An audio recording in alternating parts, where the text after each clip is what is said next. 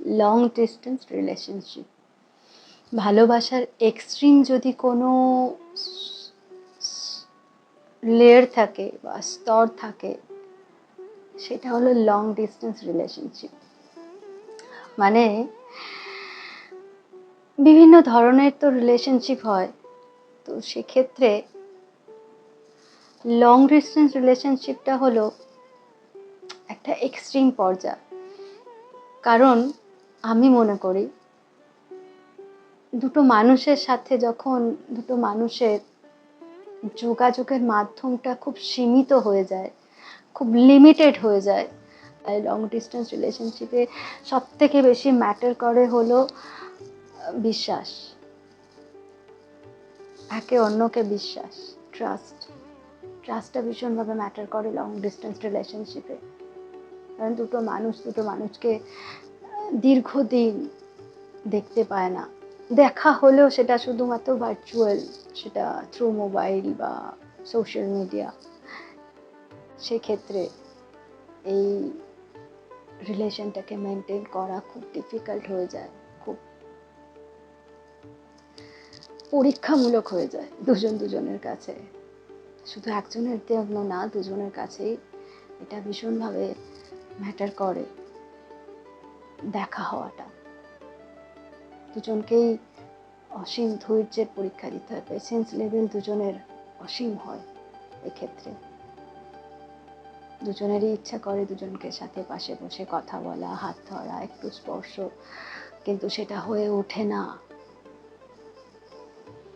সময়ের সাথে তাল মিলিয়ে চলতে গিয়ে সেটা হয়ে ওঠে না, হয়তো কর্মক্ষেত্রের জন্য বা অন্য কোনো কারণে হোক, যে কোনো কারণেই হোক,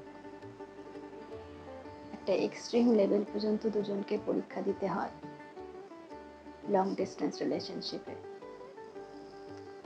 তাই এক্ষেত্রে তাদের জন্য কয়েকটা লাইন,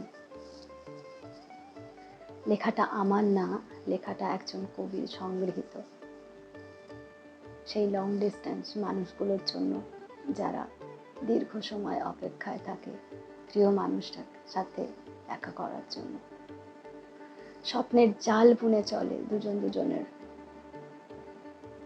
কল্পনায় মেতে থাকে, তাদের জন্য এই লাইনগুলো। Stay tune. তোমাকে ভালোবেসে আমি অনেক কিছু পেয়েছি জানো, কিছু না পাওয়ার দীর্ঘ অপেক্ষা পেয়েছি, নীরবতার ভেতর লুকিয়ে থাকা হাজারটা প্রশ্ন পেয়েছি, দূর থেকে তোমাকে দেখে চুপ করে থাকার অভ্যাস পেয়েছি, কখনো গভীর রাতে নিঃশব্দে ভেঙে পড়ার মুহূর্ত পেয়েছি, আবার ভোরের আলোয় সব কিছু ঠিক আছে এমন ভান করাও শিখেছি। তবুও আফসোস নেই, কারণ তোমাকে ভালো না বাসলে এতটা গভীর অনুভূতি, এতটা মায়া, এতটা নিঃশব্দ ব্যথা আমি কি কখনো পেতাম বলো?